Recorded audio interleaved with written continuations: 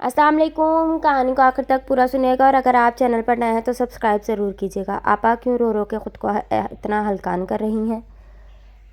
मुजाहिद भाई दूसरी शादी तो कर लेने दें, खुद ही मुर्गा बन के तौबा ना करें तो फिर कहना।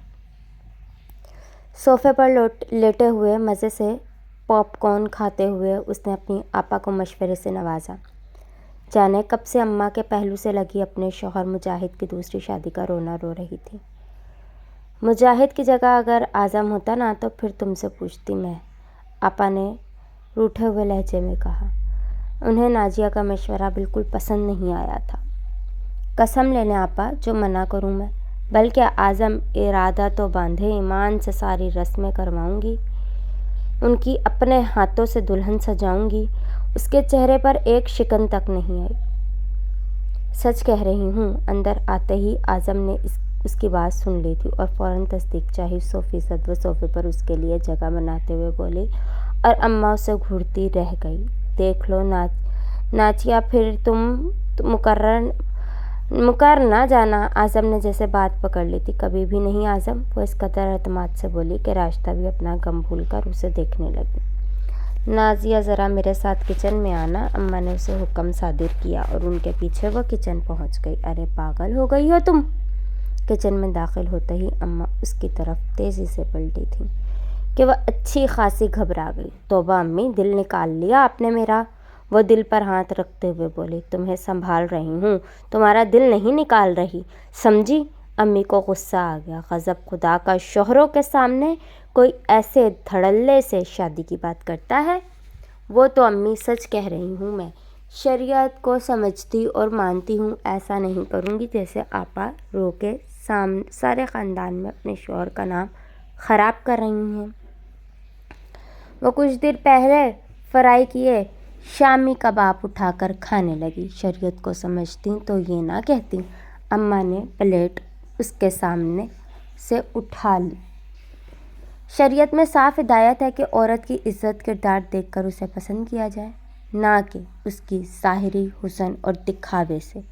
और ये भी वाजिया है कि सबके हकूक़ बराबर दिए जाएं, किसी की खातिर किसी को हकीर ना समझा जाए। और उधर मुजाहिद अभी से सारी रात घर से बाहर गुजारने लगा है। खर्चे में राशिदा बेचारी को तंग कर रहा है। बच्चों से मिलने का वक्त नहीं रहा उसके पास। अम्मा तो बस बोलती चली गई। ऐसा है क्या? नाजिया को अफसोस ने घेरा। और नहीं तो क्या, वो चाहे कपों में डालकर ट्रे में रखते हुए बोली, और अब भूल कर भी कभी अपने शौहर के सामने इस तरह की बात मत करना। मर्द का दिमाग घूमते देर नहीं लगती। कुछ उल्टा सीधा हो गया ना तो फिर रोते हुए मेरे पास मत आना, कह रही हूँ मैं तुम्हें। अम्मा ये कहकर किचन से चली गई और वो उनके पीछे सर झटकती चली गई। अदील आज़म का जिगरी दोस्त था और कुलीग भी। अक्सर रात को खाने पर उनकी तरफ आ जाता था और वो दोनों भी उसके साथ खूब इंजॉय करते थे। भाभी ज़रा नज़र रखा करें आज़म पर, ऑफिस में बहुत खूबसूरत स्टाफ भर्ती हुआ है। वो खाना लगा रही थी और अदील ने शरीर लहजे में आज़म को देखते हुए उसे चिढ़ाने के लिए कहा, नज़र रख कर क्या करना है अदील भाई? नाजिया मुस्कुराते हुए बोली, देख लेना भाभी, फिर ये ना हो कि हाथ मलती रह जाएं। ये ना हो आज़म दूसरी भाभी का बंदोबस्त कर लें और आपको ख़बर ही ना हो।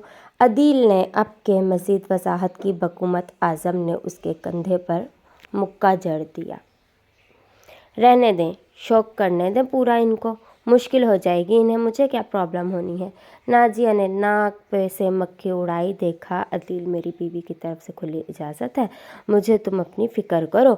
आज़म ने मुस्कुराते हुए कहा, तू तो वाकई लकी है यार भाभी, मानना पड़ेगा आपको। वो नाजिया की तरफ देखते हुए बोला, वैसे भी अदील भाई, इसमें मेरा कोई कमाल नहीं, क्योंकि ये तो मर्द का हक़ है ना। लेकिन फिर भी आपका शुक्रिया। नाजिया तारीफ़ कबूल करते किचन की तरफ बढ़ गई। क्या ख़याल है, ज़रा भाभी को आजमाया ना जाए? वो फ़ौरन शरारत से आज़म की तरफ झुका।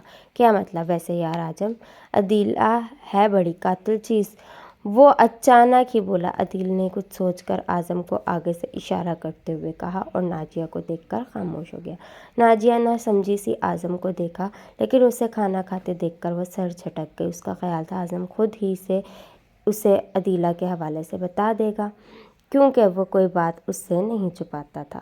عدیل چلا گیا۔ اعظم آفس کا کام لے کر بیٹھا تو کچن صاف کرنے آ گئی۔ عدیل بھائی کس کی بات کر رہے تھے؟ اعظم برتن دھوتے ہوئے دماغ میں یہ بات اٹکی رہی، بار بار اس کی دوسری شادی کا ذکر کر کے تم نے اسے یہ ادراک دے دیا کہ وہ اس معاملے میں آزاد ہے اور تم بھی اس کے ساتھ ہو، تو پھر رنگ بدلتے دیر نہیں لگے گی۔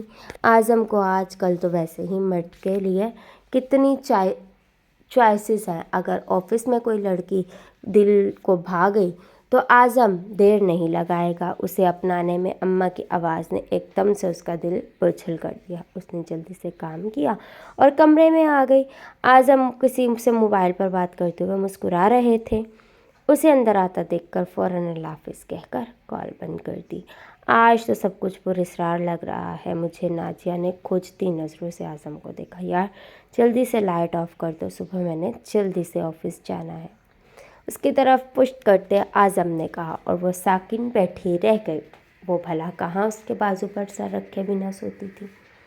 اس کے نزدیک دال میں ضرور کچھ کالا تھا۔ انہی تفکرات میں گھری وہ سو بھی نہ سکی۔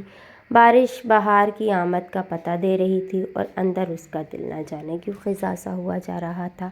اداس کھانا پکا کے وہ ہمیشہ کی طرح ٹی وی کے سامنے بیٹھ گئی۔ اس کا پسندیدہ ڈرامہ آنے والا تھا۔ وہ کچھ دیر بت کی طرح بیٹھی رہی، ٹانگیں لمبی کر کے لیٹی، نہ ہی میز پر سے پاپ کارن کی پلیٹ اٹھانے کی زحمت کی، بس چپ چاپ ٹی وی کی اسکرین کو تکتی رہی، یہاں تک کہ آنکھیں چلنے لگی۔ تب موبائل نے شور مچایا۔ اس نے آنکھیں رگڑ کے صاف کی اور فون اٹھا لیا۔ دوسری طرف اعظم تھا۔ جی اعظم یار، نازیہ میں آج لیٹ ہو جاؤں گا تو پلیز کھانا تم کھا لینا، میرا انتظار مت کرنا، اعظم نے اسے ہدایت دی۔ لیکن اعظم آ جائے نا یار، کسی نے دور سے اعظم کو پکارا تھا اور وہ زنانہ آواز تھی۔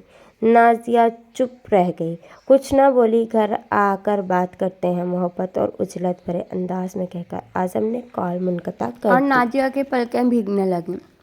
کہیں مجاہد بھائی کی طرح اعظم بھی تو کسی کولیگ کے ساتھ اس سے آگے کی سوچ سے روح تک کام گئی۔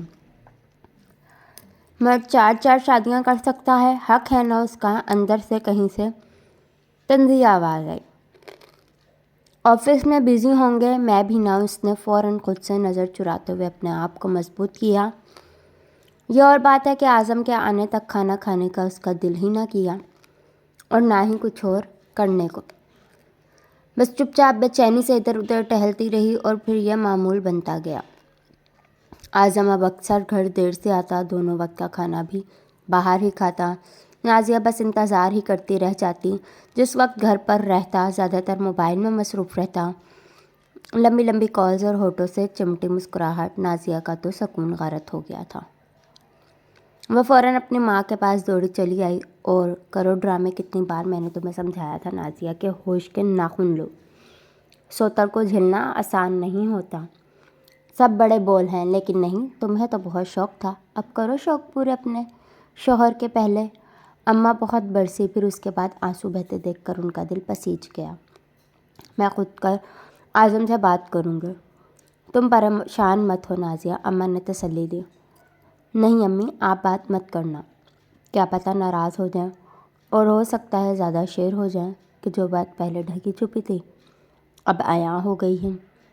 میں خود ہی انہیں سنبھالنے کی کوشش کروں گی، ورنہ کیا؟ ورنہ میں ان سے الگ ہو جاؤں گی۔ امی وہ سسک کر رونے لگی۔ میں ان کے ساتھ کسی دوسری عورت کا سایہ بھی برداشت نہیں کر سکتی۔ امی اور پھر ماں نے سر ہلاتے ہوئے ٹھنڈی سانس بھری۔ آج اس کی سالگرہ تھی اور بڑے دل سے تیار ہوئی تھی۔ نیو بلو کلر کی ساڑی جس پر وائٹ لائٹ جگمگاتے موتی لگے ہوئے تھے، سفید کلر کی ہی لائٹ جویلری۔ آج تو آپ کو میری طرف لازمی پلٹنا پڑے گا۔ اعظم آئینے میں اپنے سراپے پر ستائشی نظر ڈالتے ہوئے وہ خود سے مخاطب ہوئی۔ آج ان کی دعوت تھی عدیل کی طرف، شام ہونے والی تھی، لیکن اعظم کا کچھ پتہ نہ تھا۔ اعظم میری برتھ ڈے کیسے بھول سکتے ہیں آپ؟ بالآخر اسے مایوسی نے گھیرنے لگی۔ تبھی ڈور بیل کی آواز پر وہ دوڑتی ہوئی پہنچی۔ السلام علیکم بھابھی، ہیپی برتھ ڈے۔ عدیل پھولوں کا گلدستہ لیے کھڑا تھا۔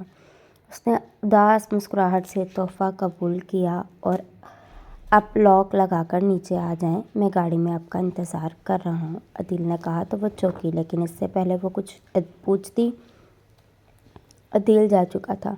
फूल लेकर अंदर आई तो उसका फ़ोन बज रहा था। आज़म का नाम देखते ही उसने कॉल पिक कर ली। सॉरी नाजिया, मेरे एक बहुत प्यारे दोस्त की बर्थडे है, मुझे वहाँ जाना है, तो अदील के साथ चली जाना, मैं तुम्हें वहीं ज्वाइन करूँगा, बाय। अदील भाई और भाभी उसे कमरे में बिठाकर न जाने कहाँ गायब हो गए और वह बेचैनी से पहलू बदलती रही। तभी टेरेस पर अजीब सी रोशनियाँ फैल गईं।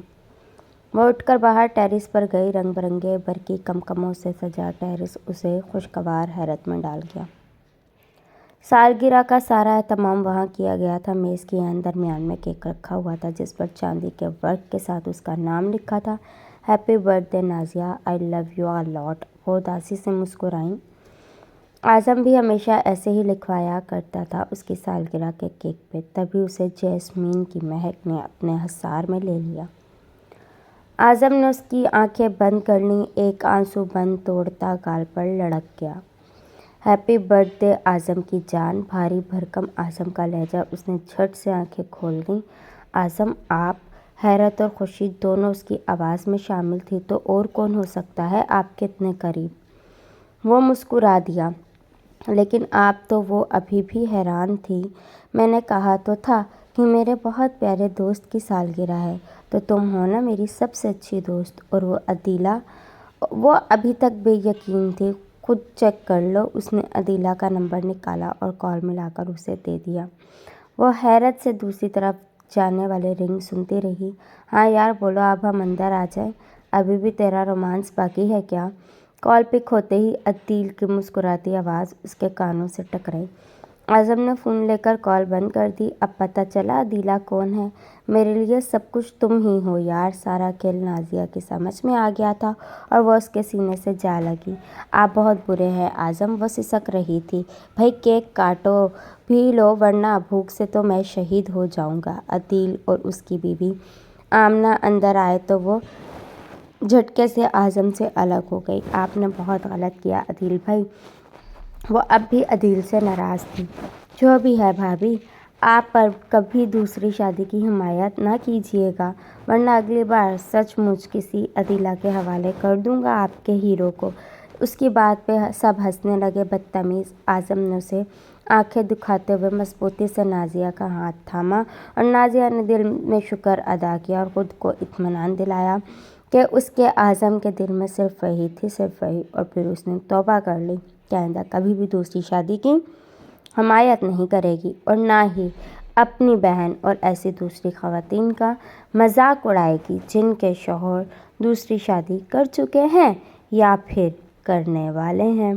दूसरी शादी करना कोई गुनाह नहीं है, लेकिन एक औरत जिसके लिए अपना सब कुछ छोड़ के आती है, उसे किसी और के हवाले कभी भी नहीं कर सकती। तो स्टोरी अच्छी लगे तो मेरे चैनल को ज़रूर सब्सक्राइब करें। अल्लाह हाफिज़।